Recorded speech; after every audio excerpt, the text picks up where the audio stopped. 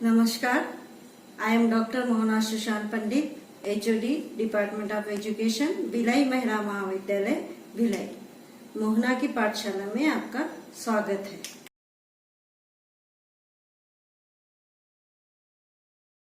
मैंने पहले भी बताया था कि वो समाज और वो देश सशक्त हो सकता है जहाँ की नारियाँ सशक्त हों, और पूरे विश्व में 50% महिलाएं जो हैं वो मतलब जनसंख्या का हिस्सा है।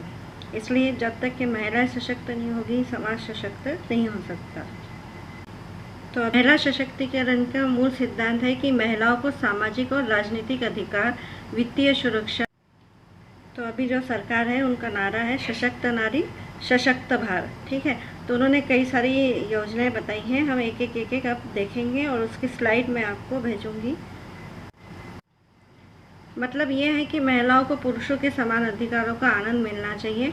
अगर साफ शब्दों में कहें तो लिंग आधारित कोई पूर्वाग्रह नहीं होना चाहिए। हालांकि परंपरागत मापदंड और ये प्रथा तेजी से बदल रही है, फिर भी महिलाओं को ये जानना चाहिए कि उनके मूलभूत और सामाजिक अधिकार क्या है। सशक्त महिलाओं का मतलब है महिलाओं को अपने व्यक्तिगत लाभों के साथ साथ ही समाज के लिए अपने स्वयं के निर्णय ले सकने में सक्षम हो। महिला सशक्तिकरण का मतलब यह है कि अब ये महिलाओं के साथ पितृसत्ता का स्थान ले रहे हैं। अर्थात अब समाज में महिलाओं की स्थिति ऐसे हो रही है कि उनको मतलब उनके अधिकारों के साथ साथ समाज में भी स्वयं के निर्णय लेने के अधिकार मिलने चाहिए, ऐसा कहना है। और पितृसत्तात्मकता से बाहर निकल के महिलाओं को भी उसमें हस्तक्षेप हो और वे भी अपने निर्णय ले और समाज में अपना योगदान दें।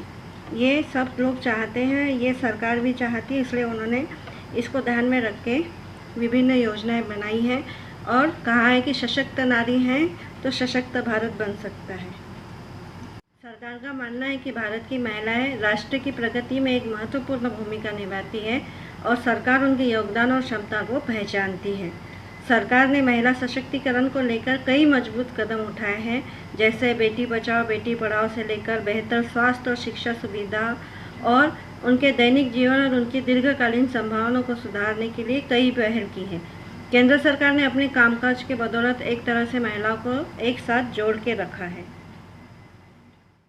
अगर आपको प्रश्न आता है कि महिलाओं के लिए क्या क्या योजनाएं बनाई थी, तो अभी जो योजनाएं चली हैं उसको आप लिख सकते हैं। अभी जो भी करंट योजनाएं चल रही हैं उसके बारे में आप लिख सकते हैं, क्योंकि किसी किताब में इसको दिया हुआ नहीं है। तो जो भी योजनाएं महिला सशक्तिकरण के लिए आपको पता चलती है, समझ में आती है, वो सब आप इसमें डाल सकते हैं, ठीक है। अभी मैं पहली योजना बता रही हूँ जो है उज्ज्वला योजना, ठीक है।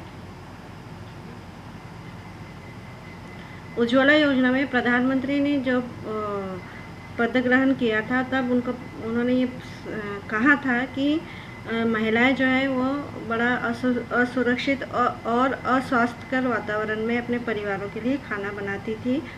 लकड़ी के धुएं और स्टोव के धुएं से खतरनाक प्रभाव उन पे पड़ता था। उससे मुक्त कराने के लिए उन्होंने ये योजना शुरू की और गरीबी रेखा के नीचे मतलब BPL के परिवार को बेहतर जीवन के लिए सरकार ने उन्हें बेहतर और स्वस्थ वातावरण प्रदान किया, जिसके लिए उन्होंने उज्ज्वला योजना शुरू की, जिसमें LPG कनेक्शन दिए जाते हैं गरीबी रेखा के नीचे की महिलाओं को, ठीक है। उनकी दूसरी योजना बेटी बचाओ बेटी पढ़ाओ, ये तो आप सबने सुनी है। न केवल लिंग समानता की दिशा में परिवर्तनकारी पहल है, बल्कि इससे जनता और सरकार के बीच विश्वास को मजबूत भी किया है। इस योजना का परिणाम हरियाणा में काफ़ी हद तक दिखाई देने लगा है, जहां हर 1000 पुरुषों के लिए लिंग अनुपात 950 महिलाओं तक पहुंच गया है। हाल तक यह आंकड़े काफ़ी चिंताजनक थे। इस योजना के माध्यम से सरकार का उद्देश्य महिलाओं को सुरक्षा और शिक्षा के बारे में जागरूकता लाकर समाज को बेहतर बनाना है। ये योजना सदियों पुरानी धारणाओं और प्रथाओं को समाप्त करने की दिशा में काम करती हैं। जाहिर है ये सब गतिविधियां महिलाओं के विकास के लिए सहायक है। क्या कहा गया है इस योजना में कि लिंग समानता होनी चाहिए, जितना लड़कों को अधिकार है पढ़ने का उतना लड़कियों को भी होना चाहिए। इसलिए क्या हुआ है कि शिक्षा में लड़कियों का सहभागिता बढ़ गई है और जो लिंगानुपात है लड़कियों को बचाने का, भ्रूण हत्या वगैरह भी कम हो गई है और इसका असर हरियाणा से लेके सब राज्यों में दिखने भी लग गया है। और उससे क्या हो रहा है कि लड़कियां जो है वो पढ़ने जा रही हैं और सशक्त बन रही हैं। और हम इस पे बहुत बार चर्चा भी कर चुके हैं, तो कुछ ज़्यादा इसमें है नहीं टॉपिक में। जो जो योजना है वो मैं आपको बता दे रही हूँ फटाफट, ठीक है। नेक्स्ट योजना है मातृत्व मैटरनिटी बिल, ठीक है। इसमें क्या किए थे कि अभी की जो सरकार है उन्होंने मातृत्व विधेयक को पारित किया है, जिसके तहत गर्भवती महिलाओं और अधिक मातृत्व अवकाश प्राप्त कर सकेंगी और उनको वित्तीय सहायता भी प्रदान की जाएंगी। मतलब जो जॉब करती हैं उन सब महिलाओं को, जॉब या कहीं पे भी काम करती है किसी भी प्रकार का, उन महिलाओं को मातृत्व अवकाश जो है वो अधिक मिलेगा और वित्तीय सहायता भी उनको की जाएगी। फिर है कौशल विकास योजना। स्टैंड अप इंडिया के तहत महिला उद्यमियों को 10 लाख से 1 करोड़ तक का ऋण का मंजूरी दी गई है। कौशल विकास योजना में लगभग 375 व्यापारिक उद्यमियों से करीब आधी महिलाएं हैं।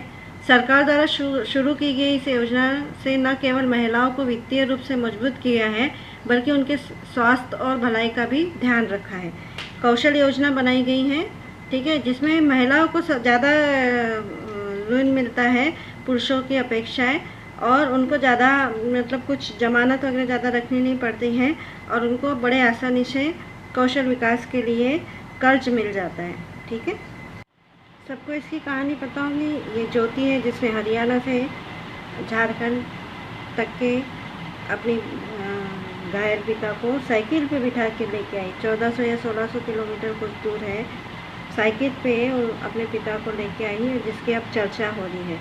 ये बेटियां ही ऐसे काम कर सकती है। अगर बेटी, माता या पत्नी जो अगर ऐसा कुछ सोच रहे कि उनको करना है और अपने परिवार को संकट में देखे, तो वो ऐसा कर जाती है जो दुनिया सोच भी नहीं सकती है। और उसके अंदर इतनी शक्ति आ जाती है जो किसी में नहीं आ सकती है, और वो संकट से अपने परिवार को दूर लेके जा सकती है, ठीक है। तो ये है हमारे, अगर हम सोचें हमारे अंदर, तो बहुत शक्ति है, हम कुछ भी कर सकते हैं। हम सिर्फ विचारों से कमज़ोर हैं, हमको बनाया गया है, हमको दबाया गया है। जब हम इसमें से बाहर निकल जाएंगे तो हमसे सशक्त कोई हो नहीं सकता। हमको किसी सहारे की आवश्यकता नहीं, किसी कंधे की आवश्यकता नहीं पड़ेगी। चलिए नेक्स्ट बता रही हूँ, मुद्रा योजना एक बनाई गई है महिलाओं उद्यमियों के लिए। एक नई संस्था के रूप में भारत सरकार की तरफ से गैर कृषि क्षेत्र में कार्य करने वाली गतिविधियों को फाइनेंस प्रदान करने के लिए बनाई गई है। इस योजना के तहत ऐसे लोगों की मदद की जाती है जिन्हें लोन की आवश्यकता 10 लाख रुपए से कम होती है। सरकार ने व्यापार में महिलाओं को प्रोत्साहित करने के लिए कई प्रयास किए हैं। इन्हीं प्रयासों के परिणाम के रूप में मुद्रा योजना में देखा जा सकता है। यहाँ उद्यमियों को कम ब्याज दरों पर ऋण मिल जाता है। महिलाओं के लिए योजना बनाई गई है जो छोटे प्राथमिक या द्वितीयक व्यापार करना चाहते हैं या उद्योग करना चाहते हैं, उनको ऋण दिया जाता है और इस योजना का नाम है मुद्रा, ठीक है। नेक्स्ट योजना है महिला ई-हाट। एक अनोखा ऑनलाइन मंच है जहां महिलाओं के अपने उत्पादनों को प्रकाशित करने का मौका मिल रहा है। साथ ही सरकार के इस कदम से महिलाओं को सामाजिक और आर्थिक तौर पर मजबूत बनाने का अवसर भी मिल रहा है। महिलाओं को सशक्त बनाने की दिशा में ई-हाट 3 चरणों की श्रृंखला का पहला चरण मात्र है। दूसरे चरण में व्यापार और वाणिज्य के साथ एक बड़ा मंच प्रदान करने के लिए ई-कॉमर्स पोर्टल के साथ जुड़ना होगा, और आखिरकार यह एक महिला उद्यमियों के परिषद के रूप में परिणित हो रहा है, जो इस उद्यम को व्यापक बनाने और संस्थागत बनाने में मदद करेगा। अब ये है ई-हाट, मतलब जहाँ पे महिलाएं अपने कौशल को विकास करती हैं, कुछ चीज़ें बनाती हैं, फिर उसको मतलब नेट का यूज़ करके और सोशल मीडिया का यूज़ करके उसको पब्लिश किया जाता है, पब्लिसिटी की जाती है उसकी, और उसको बेचा जाता है, ठीक है। आगे की योजना बताती हूँ। आगे है सुकन्या समृद्धि योजना। सरकार द्वारा लड़की की सुरक्षा और भविष्य के साथ साथ समाज में सकारात्मक मानसिकता बनाने के प्रयास के रूप में शुरू किया गया था। इसके अलावा नई रोशनी योजना अल्पसंख्यक महिलाओं में नेतृत्व क्षमता विकसित करने के लिए डिज़ाइन की गई, ताकि वे उद्यमशीलता के क्षेत्र में आगे बढ़ सकें। सरकार की ये योजना सबका साथ सबका विकास के विजन से जुड़ी हुई है। आपको ये लिखने की आवश्यकता नहीं है सबका साथ सबका विकास वगैरह और किसी सरकार एक सरकार के बारे में, बस आपको योजनाएं लिखनी है महिला सशक्तिकरण के लिए और महिलाओं को सुदृढ़ बनाने के लिए। तो ये सब जो नई योजनाएं अभी मैं आपको बता रही सब चल रही है, इनको आप लिख सकते हैं। तो एक और योजना है सुकन्या समृद्धि योजना, जिसमें लड़कियों को आर्थिक सुरक्षा को लेकर केंद्र सरकार ने इस योजना में अब तक 10 लाख अकाउंट खोल चुके हैं और इन खातों में अब तक 11,000 करोड़ रुपया जमा हो चुका है, जो महिलाओं के लिए है और महिलाओं के खाते में ही जमा होते हैं और महिलाओं द्वारा ही जमा किए जाते हैं। ठीक है, महिलाओं ने गैर पारंपरिक क्षेत्र और व्यवसाय में भी महत्वपूर्ण उपलब्धियां प्राप्त की हैं। पहली बार 3 महिला लड़ाकू पायलटों को भारतीय वायुसेना में नियुक्त किया गया और देश में परिवर्तन और प्रगति की एक लहर चल पड़ी है और महिला भी इस बदलाव को एक हिस्सा बन के लैंगिक पूर्वाग्रह और असमानता से आगे बढ़ रही है। जो महिलाओं के लिए योजना बनाई गई है उसको अगर हम उन तक के पहुँचाए तो उसका उपयोग करके आगे बढ़ सकती हैं। सरकार इसके लिए हमको बहुत मदद करती है, बस हमको ये योजनाओं के बारे में पता नहीं रहता है। जैसे कई जगह पहले से पुरुष ही काम करते थे, वहाँ महिलाएं भी करती हैं। जैसे कि महिला लड़ाकू पायलट में 3 महिलाओं ने चला के दिखाया। तो अगर हमको कोई काम दिया जाए, अगर हम पे विश्वास जताया जाए तो हम कुछ भी कर सकते हैं। नई रोशनी योजना है जिसके बारे में ज़्यादा तो नहीं दिखा, कहीं मुझे मिला है, लेकिन एक पिक है उसमें दिया हुआ है कि अल्पसंख्यक समाज के 2 लाख से अधिक महिलाओं को अब तक नई रोशनी योजना से फ़ायदा पहुंचा है। ठीक है, ये भी योजना महिलाओं के लिए, अल्पसंख्यक महिलाओं के लिए है। ठीक है, एक योजना बनी है working women hostel. Working women hostel के अंतर्गत जो काम करने वाली महिलाएं हैं उनके लिए सुरक्षित आवास आसानी से उपलब्ध कराना, जहां पर उनके बच्चों की देखभाल की सुविधा और ज़रूरत की हर चीज़ आसपास उपलब्ध हो। यह योजना शहरी, सेमी अर्बन और ग्रामीण सभी जगह पर उपलब्ध है, जहां पर महिलाओं के लिए रोजगार के अवसर मौजूद हैं। ठीक है, नेक्स्ट है महिलाओं के लिए प्रशिक्षण और रोजगार कार्यक्रम। इस योजना का उद्देश्य उन स्किल को प्रदान करना जो महिलाओं को रोजगार की सुविधा प्रदान करते हैं और दक्षता और कौशल प्रदान करते हैं, साथ ही जो महिलाओं को स्वरोजगार उद्यमी बनाने में सक्षम बनाते हैं। कृषि क्षेत्र में बागवानी, खाद्य प्रसंस्करण, हथकरघा, सिलाई कढ़ाई, जरी आदि हस्तशिल्प, कंप्यूटर, IT से कार्यस्थल के लिए सॉफ्ट स्किल और कौशल जैसे कथित रत्न और आभूषण, यात्रा और पर्यटन, आतिथ्य जैसे कार्यों के लिए सेवाएं प्रदान करती हैं। नेक्स्ट है स्वाधार गृह।